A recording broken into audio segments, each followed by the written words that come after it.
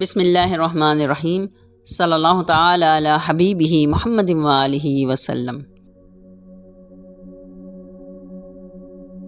تمام انبیاء و مرسلین صاحب معجزات ہیں اور کوئی نبی بغیر معجزے کے نہیں ہے۔ نبی رحمت حضرت محمد صلی اللہ علیہ وآلہ وسلم کے معجزات ان تمام سے زیادہ قوی، روشن اور مشہور تر ہیں۔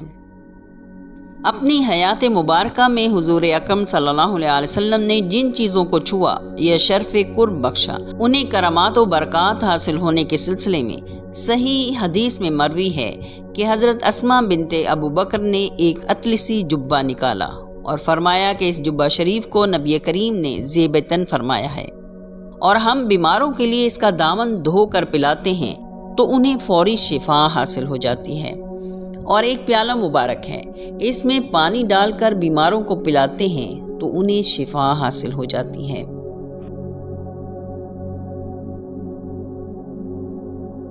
دعوت اسلام کے سلسلے میں سب سے پہلے اللہ تعالیٰ کے حکم کے مطابق حضور صلی اللہ علیہ وآلہ وسلم نے اپنے خاندان والوں کو دعوت ذو العشیرہ دی۔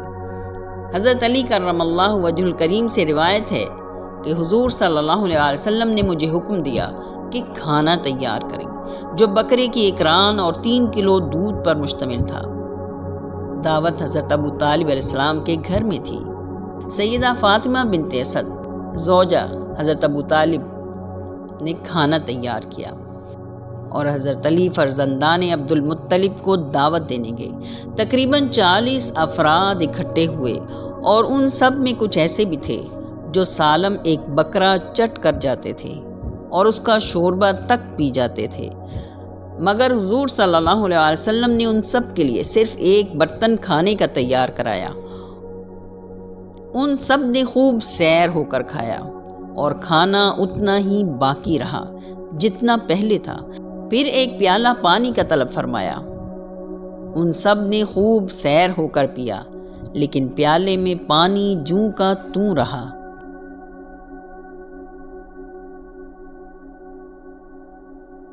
مدارج النبوت میں شیخ عبدالحق محدث دہلوی لکھتے ہیں کہ حضرت جابر بن عبداللہ رضی اللہ عنہ بیان کرتے ہیں کہ حدیبیہ کے مقام پر ہم سب پیاسے تھے۔ اللہ کے رسول صلی اللہ علیہ وسلم کے سامنے ایک چھاگل تھی، چمڑے کا برتن، جس میں پانی بھر کر مسافر اپنے ساتھ لے جاتے ہیں۔ حضور نے اس چھاگل کے پانی سے وضو فرمایا۔ صحابہ کرام نے حضور صلی اللہ علیہ وسلم کے گرد حلقہ ڈال دیا۔ آپ نے فرمایا، کیا بات ہے، کیوں حلقہ بنائے کھڑے ہو؟ تو وہ عرض کرنے لگے، اے اللہ کے رسول، ہمارے پاس پانی نہیں ہے جو وضو کریں اور پئیں، سوائے اس پانی کے جو حضور صلی اللہ علیہ وسلم کے سامنے ہے۔ صحابہ کی درخواست سن کر حضور نے اپنا دست مبارک چھاگل میں رکھ دیا، جس سے پانی انگشتہائے مبارک سے جوش مارنے لگا۔ پھر لوگوں کو پانی پینے کا حکم دیا۔ سب نے پانی پیا اور وضو کیا۔ بعد میں لوگوں نے حضرت جابر سے پوچھا، تم کل کتنے آدمی تھے؟ تو انہوں نے فرمایا، اگر ہم 1,00,000 بھی ہوتے تو وہ پانی ہمارے لیے کافی تھا، لیکن ہم صرف 1500 تھے۔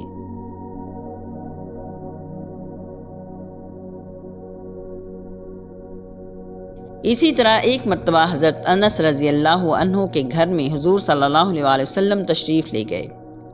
حضرت انس کے گھر میں ایک کنواں تھا جس کا پانی نہایت کڑوا تھا۔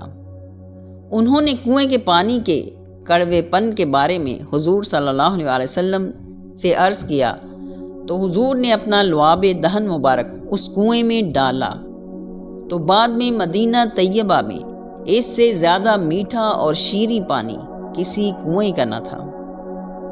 ایک مرتبہ حضور صلی اللہ علیہ وسلم کے پاس ایک عورت اپنے بچے کے ساتھ حاضر ہوئی۔ اس کا بچہ بول نہیں سکتا تھا اور آسیب کا شکار تھا۔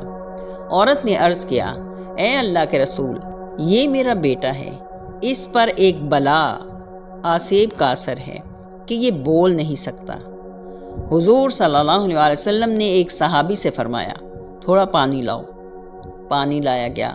تو نبی رحمت نے اپنے دونوں ہاتھ دھوئے اور اس میں کلی کی، پھر وہ پانی اس عورت کو دیا اور فرمایا اس میں سے تھوڑا سا پانی اپنے بیٹے کو پلا دو اور باقی اس کے اوپر ڈال دو اور اللہ تعالیٰ سے اس کے لیے شفا طلب کرو۔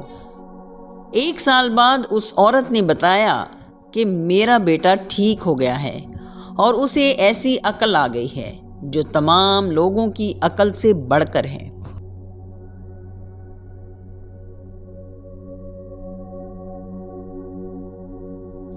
روایت میں آتا ہے کہ غزوہ بدر کے دن حضرت قتادہ رضی اللہ عنہ کو آنکھ کے قریب تیر آ لگا تو ان کی آنکھ زخمی ہو کر باہر نکل آئی۔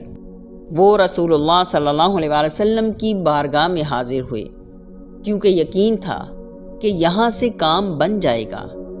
حضور پاک صلی اللہ علیہ وسلم نے ان کی اس آنکھ پر اپنا لعاب دہن مبارک لگایا اور پھر اسے واپس لگا دیا اور دعا فرمائی۔ ان کی آنکھ بالکل ٹھیک ہو گئی۔ حضرت قتادہ رضی اللہ عنہ بوڑھے ہو گئے۔ وہ کہتے ہیں کہ خدا کی قسم کہ وہ آنکھ جو حضور نے لعاب دہن مبارک لگا کر جوڑ دی تھی آخر عمر تک زیادہ قوت والی اور روشن رہی۔ روایت ہے کہ ایک مرتبہ نبی کریم صلی اللہ علیہ وسلم کے پاس ایک شخص حاضر ہوا اور عرض کرنے لگا، یا رسول اللہ، میں بہت دور سے آپ کی زیارت کو آیا ہوں، آپ مجھے تبرکن کچھ عطا فرمائیں۔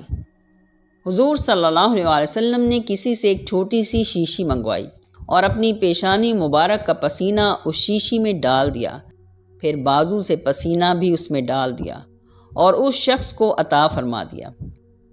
وہ شخص یہ تبرک لے کر چلا گیا۔ مدینے والے کہتے ہیں کہ 3 پشتوں تک اس شخص کا گھر بیت المطیب یعنی خوشبوؤں کا گھر کہلاتا رہا۔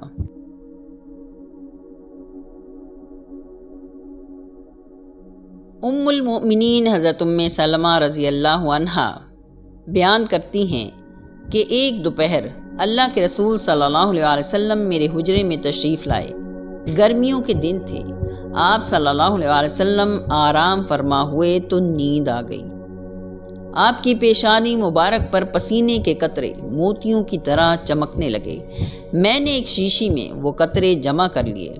آپ صلی اللہ علیہ وسلم کے پسینے کی خوشبو مشک و عنبر سے بڑھ کر ہے، اور یہ خوشبو کوئی اور نہیں، یہ تو حسنین کے نانا کے پسینے کی خوشبو ہے۔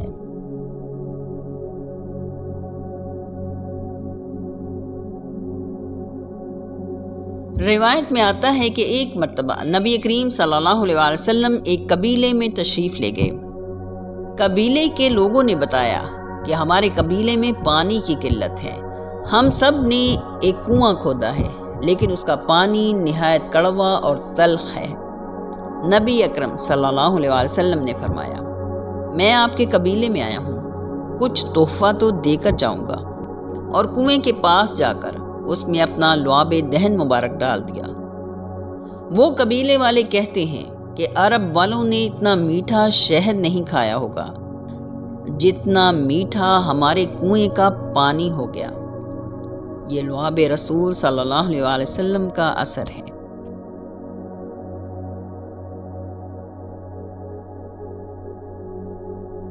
عتبہ بن فرقد صحابی کی بیویاں نہایت قیمتی خوشبویات خرید کر لگایا کرتی تھیں، مگر جب عتبہ گھر آتے تو ان کی خوشبو سب پر غالب آ جاتی تھی۔